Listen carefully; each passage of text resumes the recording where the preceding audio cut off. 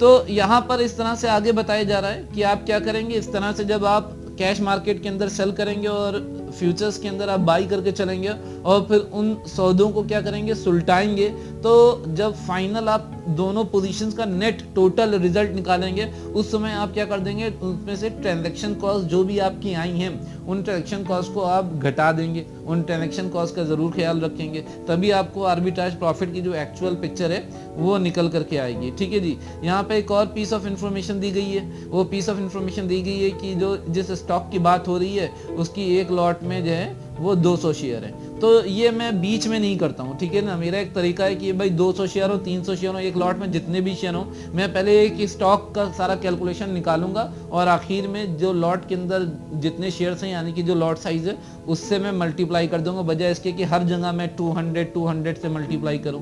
मैं ये नहीं करूंगा, ठीक है जी।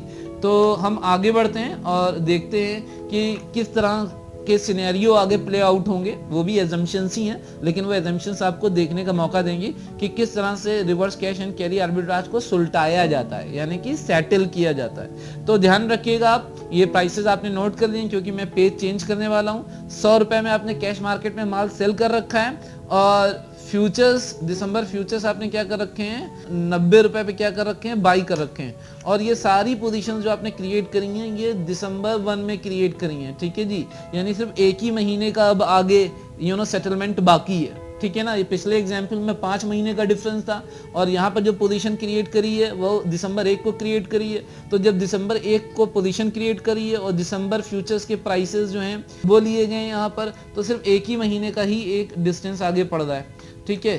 तो आगे आ जाते हैं हम। तो ये हमारे पास इंफॉर्मेशन निकल करके आ गई। पहला सिनेरियो जो है कि जिसमें स्टॉक राइजेस टू 110। तो हमने, आप ध्यान करिएगा, हमारे पास दो मार्केट हैं, एक है कैश मार्केट और दूसरा है फ्यूचर्स। हमने क्या कर रखा है, कैश मार्केट और फ्यूचर मार्केट में क्या कर रखा है, कैश मार्केट में हम सेल करके चल रहे हैं एट द रेट 100 और फ्यूचर्स में क्या करके चल रहे हैं, हम बाई करके चल रहे हैं एट द रेट 90, ठीक है जी। और अब जो प्राइसेस थे यानी कि closing prices on the day of settlement, on the day of expiry, वो 110 रुपए के पहुंच गए, ठीक है जी। तो हम इसको सेटल करेंगे एट द रेट 110। सेटल करेंगे तो किस तरह से सेटल करेंगे, एक तरह से हम सेल करके चल रहे थे तो अब बाई करके हम सेटल करेंगे, ठीक है ना, रिवर्स ऑर्डर एंट्री करेंगे। तो उसी तरह से फ्यूचर्स मार्केट में हमने बाई करके चले थे तो अब हमें सेटल करेंगे एट द रेट 110, ठीक है ना। सेटल करने का मतलब एक तरह से हम सेल करके चलेंगे क्योंकि एक हमें रिवर्स ऑर्डर एंट्री करनी पड़ेगी अपने सौदे को काटने के लिए। तो दोनों में 110 का प्राइस लिया है क्योंकि on the day of expiry, on the day of final settlement, बार बार मैं बता रहा हूं आपको कि कैश प्राइसेस और फ्यूचर प्राइसेस क्या हो जाते हैं, कन्वर्ज हो जाते हैं, क्योंकि उनके बीच का जो टाइम होता है वो क्या हो जाता है, खत्म हो जाता है और दोनों प्राइसेस सेम होते हैं। तो इसीलिए कैश मार्केट और फ्यूचर्स मार्केट का जो सेटलमेंट प्राइस है वो सेम है। तो सेल 100 पे किया था, बाई करना पड़ रहा है 110 पे, तो यहाँ पर क्या हो रहा है, 10 रुपीज़ का कैश मार्केट में लॉस हो रहा है। और फ्यूचर में क्या हो रहा है, बाई करके चले थे 90 रुपए में और सेटल कर रहे हैं हम 110 पे, तो यहाँ पर हमें 20 रुपए का प्रॉफिट दिखाई पड़ रहा है। तो दोनों का नेट टोटल रिजल्ट क्या निकल करके आया, दोनों का नेट टोटल रिजल्ट ये निकल के गया कि हमें 10 रुपीज़ का यहाँ पे प्रॉफिट होता दिखाई पड़ रहा है। 200 शेयर्स का मल्टीप्लायर था तो यहाँ पर हमें 2000 रुपए का क्या हो गया, प्रॉफिट हो गया, ठीक है जी। तो ये आर्बिट्राज से हमें 2000 रुपए का प्रॉफिट पहले सिनेरियो में, पहले केस में होता दिखाई पड़ रहा है। और अगेन उस बात के ऊपर लौट करके आएंगे कि अगर आपने स्टॉक्स बोरो किए थे तो उसकी ट्रांजैक्शन कॉस्ट को क्या कर देंगे, इसमें से हम घटा देंगे, ठीक है जी। तो इस तरह से हमें नेट गेन दिखाई पड़ा है आर्बिट्राज, ऑलराइट। और यहाँ पर फिर दूसरा एक सिनेरियो आ रहा है कि जिसमें स्टॉक्स जो थे वो 85 रुपए के हो गए सेटलमेंट वाले दिन, यानी कि मार्केट क्या हो गया, गिर गया। तो अगेन यहाँ पर हम दोनों सिचुएशंस को लिख रहे हैं। यहाँ पर हमारे पास कैश मार्केट है और हमारे पास फ्यूचर्स मार्केट है, ठीक है जी। हमने क्या कर रखा है, हमने कैश मार्केट पे हम सेल करके चले थे एट द रेट 100, ठीक है जी। और इसमें हम बाई करके चले थे एट द रेट 90। अब एक्सपायरी वाले दिन रेट कितना हो गया, 85 का। तो हम क्या करेंगे, हम सेटल करेंगे एट द रेट 85 और इसको हम सेटल करेंगे एट द रेट 85। यहाँ पर सेटल करने का मतलब है हम यहाँ पे क्या करेंगे, रिवर्स ऑर्डर एंट्री सेल की करेंगे, और यहाँ पर सेटल करने का मतलब है हम बाई करेंगे। ठीक है जी, तो 100 पे सेल करके चले थे, 85 रुपए का हम क्या कर रहे हैं, बाई कर रहे हैं, तो एक तरह से हमें क्या हो रहा है, 15 रुपए का प्रॉफिट हो रहा है। ठीक है जी, इतना की बात समझ में आती होगी ना सबको। सेल किया तो 100 का, माल बाई कर लिया हमने 85 का, तो क्या हो रहा है, हमें 15 रुपए का प्रॉफिट हो रहा है। और यहाँ पर क्या हो रहा है, 90 रुपए का बाई किया था और सेटल किया 85 पे। ठीक है ना, तो क्या हो रहा है, 5 रुपए का हमें लॉस हो रहा है। ठीक है जी, और इन दोनों का टोटल रिजल्ट क्या निकल कर गया, 15 रुपए का प्रॉफिट और 5 रुपए का लॉस, तो हमें 10 रुपए बच गए सूखे सूखे। तो 10 रुपया बच गया, और स्टॉक्स मल्टीप्लायर है 200 का, तो टोटल हमें 2000 रुपया आ गया। ठीक है जी, तो इस तरह से नेट गेन ऑफ आर्बिट्राज दोनों स्थितियों में हमें 2000 रुपए का आ रहा है। मार्केट ऊपर जा रही है या मार्केट नीचे जा रही है उससे कोई फर्क नहीं पड़ रहा है, और हमें 2000 रुपए बच रहे हैं। तो ये एक एजम्पशन है। ठीक है जी, आपको कुछ फिगर्स दी गई हैं, जरूरी नहीं कि मार्केट बिल्कुल ऐसे ही प्ले आउट हो, लेकिन आर्बिट्राज के अंदर क्योंकि आप कॉन्ट्रा पोजीशंस लेते हैं, आप मार्केट में एक मार्केट में बाई करके चल रहे हैं, दूसरे मार्केट में सेल करके चल रहे हैं, और क्योंकि आप कनेक्टेड मार्केट्स में पोजीशंस ले रहे हैं, क्योंकि फ्यूचर्स मार्केट के प्राइसेस कैश मार्केट के प्राइसेस से ही डिराइव हो रहे हैं। ठीक है जी, कैश मार्केट ऊपर जाएगा तो फ्यूचर मार्केट भी ऊपर जाएगा, कैश मार्केट नीचे जाएगा तो फ्यूचर मार्केट भी नीचे जाएगा। ज्यादातर तकरीबन सभी केसेस में ऐसा होगा। तो उस दिशा में क्योंकि आपने दोनों मार्केट में कॉन्ट्रा पोजीशन ले रखी है, अब मार्केट चाहे ऊपर जाए चाहे मार्केट नीचे जाए, ठीक है जी, आपका जो नेट टोटल रिजल्ट निकल करके आएगा आर्बिट्राज ट्रेडिंग के अंदर, वो ज्यादातर आपको प्रॉफिट ही निकल करके आएगा। लेकिन यहाँ पर आपको एक बात ये समझनी है कि आर्बिट्राज के अंदर जो प्रॉफिट होते हैं वो कम होते हैं। ठीक है जी, क्योंकि आपको एक पोजीशन पे प्रॉफिट हो रहा होता है, दूसरी पोजीशन पे लॉस हो रहा होता है, तो नेट टोटल जो होता है वो उसका एक बहुत मीगर प्रॉफिट उसके अंदर होता है। तो आपको हाई वॉल्यूम में प्ले करना पड़ता है। ठीक है जी, तो अब जब हाई वॉल्यूम में प्ले करते हैं तो जाकर के अपने प्रॉफिट्स को क्या कर सकते हैं, इंक्रीज कर सकते हैं। दूसरी बात, आपको ऐसे ब्रोकर के साथ काम करना पड़ता है जहां पर ट्रांजैक्शन कॉस्ट क्या हो, जो ब्रोकरेजेस लगें, जो चार्जेस लगें वो मिनिमम पॉसिबल लगें। ठीक है जी, दूसरी बात, आपको ऐसे ब्रोकर के साथ आपको काम करना पड़ता है जिसकी जो कनेक्टिविटी हो एक्सचेंज के साथ वो बहुत अच्छी हो। आजकल कोलोकेशन सर्वर्स का एक सिस्टम चल रहा है कि ब्रोकर्स ने अपने सिस्टम जो है, अपने जो सर्वर्स हैं वो एनएससी की प्रीमाइसेस पर लोकेट कर रखे हैं, जिससे कि उनके जो रेट्स आते हैं उनके अंदर लेटेंसी नहीं होती है। और साथ ही साथ आपको ऐसे ब्रोकर के साथ काम करना पड़ेगा जो आपको फंडिंग दे सके अच्छी, क्योंकि जब आप आर्बिट्राज करेंगे और कैश मार्केट में माल बाई करेंगे तो उसके लिए आपको फंडिंग चाहिए होगी माल को बाई करने के लिए, वो आपको दे सके। और आपको ऐसे ब्रोकर के साथ काम करने की जरूरत होती है कि अगर reverse cash and carry arbitrage करें तो वो आपको जो स्टॉक्स हैं वो भी लेंड कर सके, क्योंकि आप कैश मार्केट के अंदर सेल करके चल रहे होंगे। तो ये कुछ प्रैक्टिकल चीजें हैं।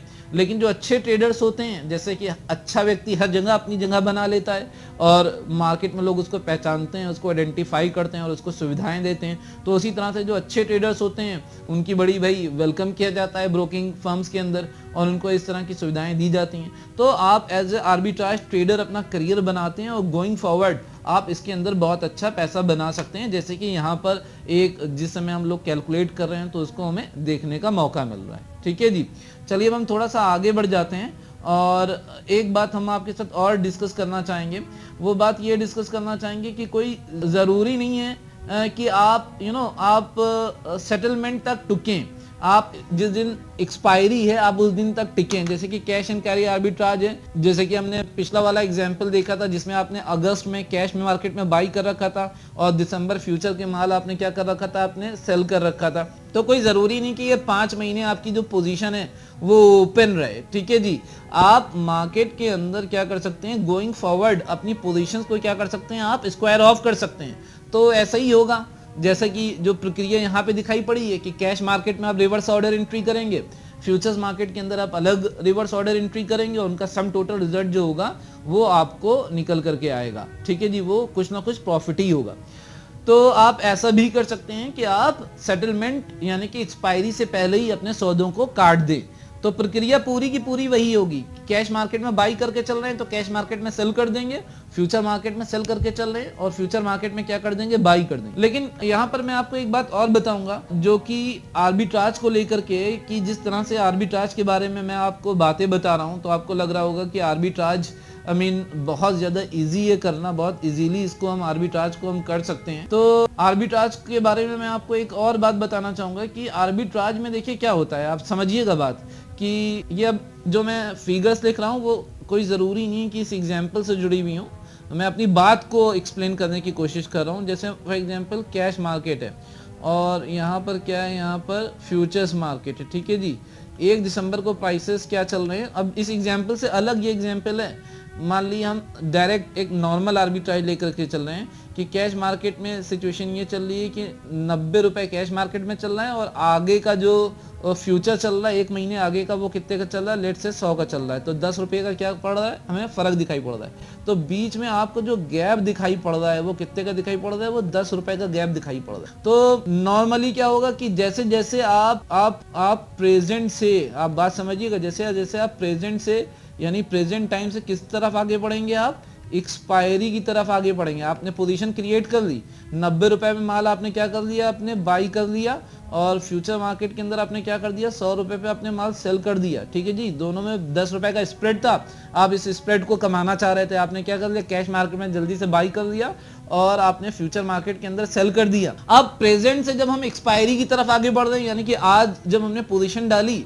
और आज की पोजीशन से जैसे ही हम एक्सपायरी की तरफ आगे बढ़ रहे हैं, तो नॉर्मल एक्सपेक्टेशन ये होगी कि कैश मार्केट और फ्यूचर मार्केट का जो प्राइस का जो डिफरेंस है वो कम होगा। बात समझिएगा बहुत, ये एक्चुअल आर्बिट्राज में आपके साथ डिस्कस कर रहा हूं कि आप कैश मार्केट और फ्यूचर मार्केट के अंदर जो प्राइस डिफरेंस होगा वो क्या होगा, वो कम होगा, ठीक है जी।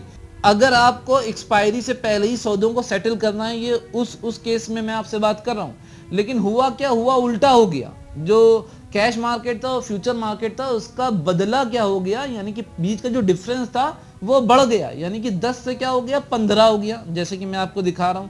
अब ये कैश मार्केट में प्राइस बढ़ करके क्या हो गया, आप मान लीजिए कि कैश मार्केट का प्राइस बढ़ करके हो गया 95, ठीक है जी।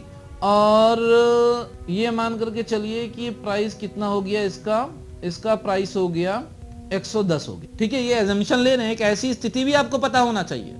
अब उस केस में क्या हो गया कि बदला बढ़ गया, 90-100 और बीच में डिफरेंस आ रहा है 10, लेकिन 95 और 110 के बीच में डिफरेंस कितना आ रहा है, 15, ठीक है जी। तो ऐसी स्थिति में क्या होगा, ऐसी स्थिति में अब अगर आप सौदों को सेटल करने की कोशिश करेंगे तो आपने इसमें बाई कर रखा था, इसमें सेल करेंगे, ठीक है। इसमें तो आप +5 का आप प्रॉफिट कमा लेंगे, 90 पे बाई किया था, 95 पे सेल कर रहे हैं। लेकिन इसमें क्या हुआ, 100 पे सेल किया था, 110 पे आपको क्या करना पड़ रहा है, आपको बाई करके सेटल करेंगे, आपको 10 रुपए का लॉस हो रहा है।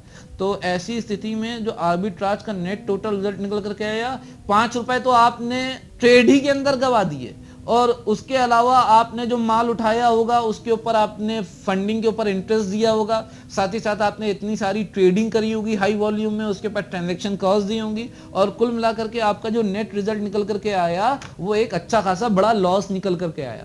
तो ऐसी स्थितियां भी पैदा हो जाती हैं आर्बिट्राज के अंदर कि बदले यानी कि डिफरेंसेस जो है वो कम होने के बजाय, भाई मार्केट तो मार्केट है, यू नेवर नो, आप मार्केट के कितने बड़े पंडित हो जाइए लेकिन फिर भी आप मार्केट को पिन पॉइंट नहीं कर सकते हैं कि मार्केट में क्या होगा।